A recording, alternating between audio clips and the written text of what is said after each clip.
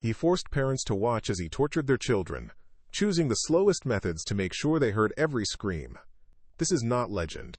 Every detail was recorded by Roman historians who feared even writing his name, and what came next was far worse. Because Caligula didn't just rule Rome, he dismantled its sanity. He had prisoners sawed in half from the groin upward.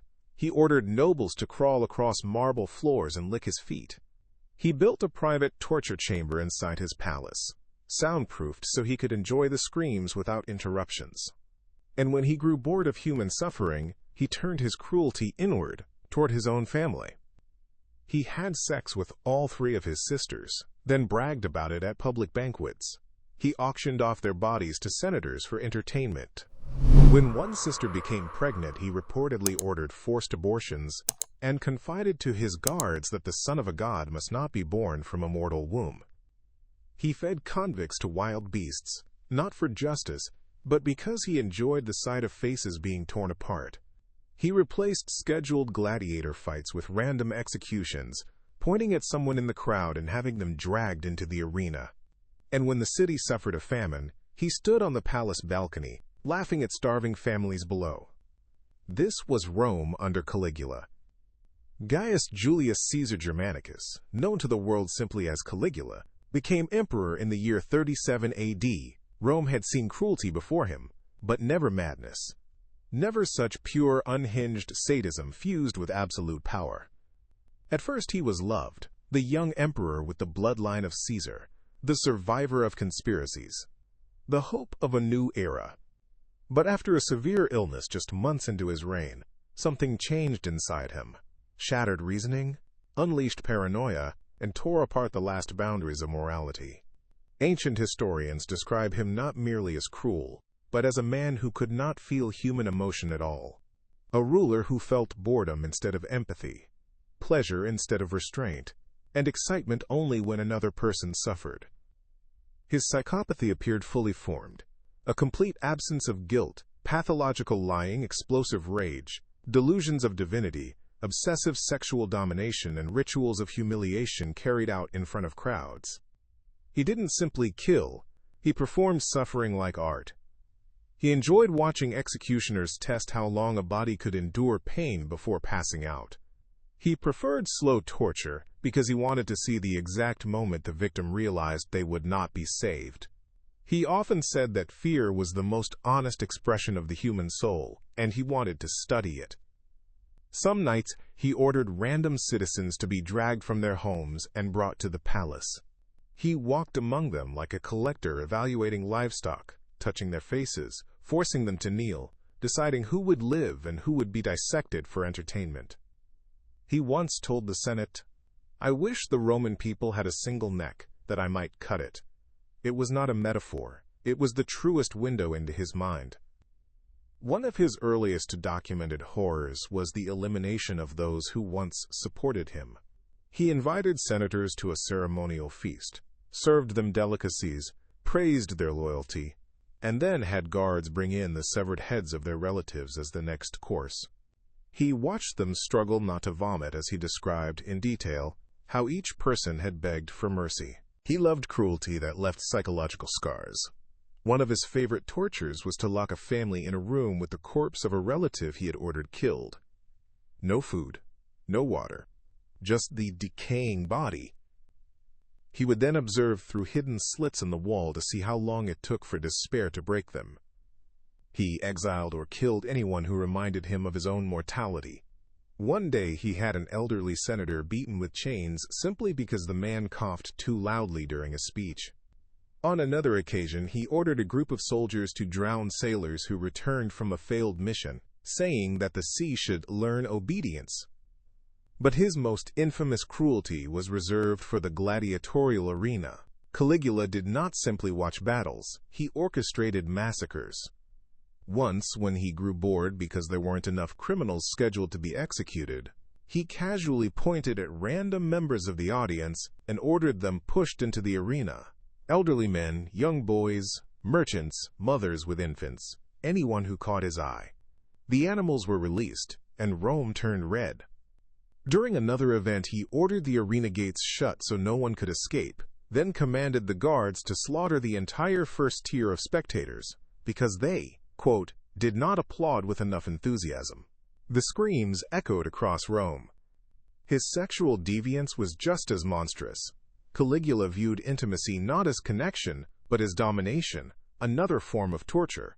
He ordered the wives of senators to be taken to his private quarters during feasts, raped them, and returned them to their husbands with insults.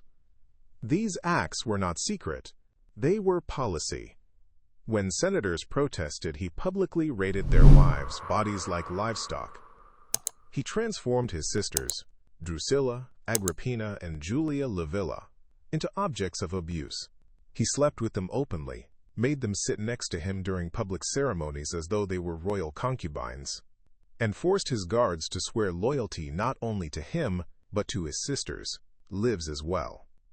The one he favored, Drusilla, he reportedly addressed as a goddess. When she died suddenly, many claimed by poisoning, he declared a national period of mourning. But the grief he showed was not love, it was ownership. After her death, he became even more erratic, ordering random executions and demanding that temples across Rome place her statue next to Venus. Rumors circulated that Drusilla had been pregnant with his child. If true, no one knows what happened to the baby. His own wife, Caesonia, lived in constant terror. Caligula married her after already having sexual control over her for years. Then, in front of assembled guests, he mocked her looks, bragged about their intimate acts, and paraded her naked. He loved humiliating her. He once considered cutting open her belly to see what a future god looks like inside the womb. Caligula believed he was divine, not metaphorically, literally. He ordered temples built for the worship of his own image. He dressed as Apollo, Mercury, and even Venus during ceremonies. He installed a golden bridge between his palace and the great temple of Jupiter so that he could walk straight into the hall of Rome's chief god and announce himself the new ruler of heaven.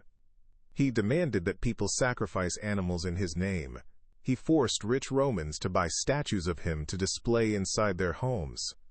And he spent enormous sums of the empire's treasury constructing massive, absurd monuments celebrating his immortality. One of his most deranged acts was his war against the sea. After a failed campaign against Germanic tribes, he marched his soldiers to the shore of the English Channel and ordered them to attack the waves.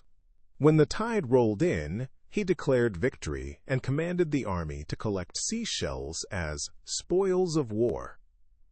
These shells were then paraded through Rome as trophies of conquest. But the darkest stories are those involving his personal torture chamber. Historians describe a room built deep within the palace, hidden behind layers of corridors where only his closest guards were allowed to enter. Inside were racks, knives, hooks, chains, branding irons, and devices designed to prolong agony without killing the victim too quickly. Caligula is said to have visited this chamber at night, alone or with a small group of entertainers, watching torture as if it were theater. One account describes him ordering a man to be sliced piece by piece, starting with the fingertips, then the ears, then the nose, forcing him to watch in a polished copper mirror. Another story tells of Caligula having a pregnant woman's belly cut open while he observed the fetus gasp for breath. When executioners begged to end the suffering, he refused. He wanted to see how long a body could stay alive under maximum pain. He didn't only torture enemies. He tortured friends, advisors, guards, anyone who annoyed him. He once invited a distinguished Roman official to a private feast. After the meal, he had the man tied down and ordered dogs to tear the flesh from his legs, while Caligula lectured him on loyalty. The man died, begging for forgiveness. And still, Caligula was not satisfied. He turned the empire's economy upside down. He bankrupted Rome with his massive spending on festivals, games, and personal luxuries. When money ran out, he began selling positions of power. Anyone could become a high-ranking official for a price. When wealthy nobles refused to pay, he accused them of treason, seized their estates, and added their families to his torture lists. He cut off grain supplies to punish the poor. He replaced practical government decisions with whims based on omens only he could interpret. And he appointed his favorite horse, Incitatus, to the Senate, giving it a marble stable, jewelry, and servants. Rome had become a theater of madness, and Caligula was the director. But the most terrifying events happened in the months before his assassination. Something in him snapped completely. His fits of rage grew unpredictable. He spoke to invisible gods. He threatened to execute entire cities. He considered removing the heads of every statue in Rome and replacing them with his own. He talked openly about murdering half the Senate and enslaving the other half. His guards noticed he began waking in the middle of the night, screaming, claiming that ghosts tormented him. He killed several servants simply for entering his room too quietly or too loudly. The final horror occurred only weeks before his death: the planned murder of the remaining members of his family. Evidence suggests he intended to eliminate Caesonia and their infant daughter. Why? Some believe he feared they would threaten his divinity. Others think he simply wanted to watch them die. He never got the chance.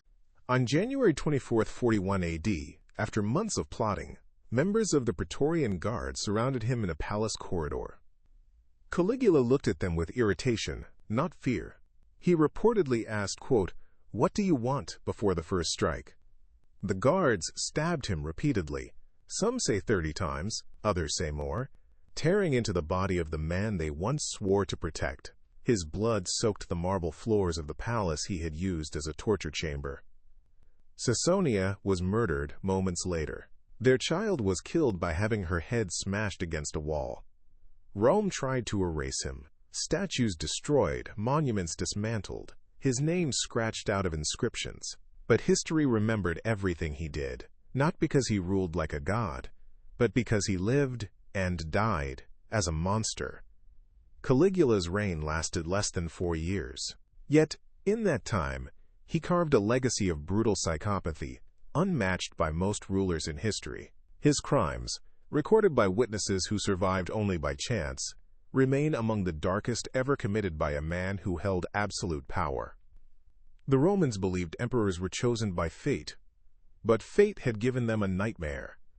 And history never forgot the face of the emperor who made human suffering the centerpiece of an empire.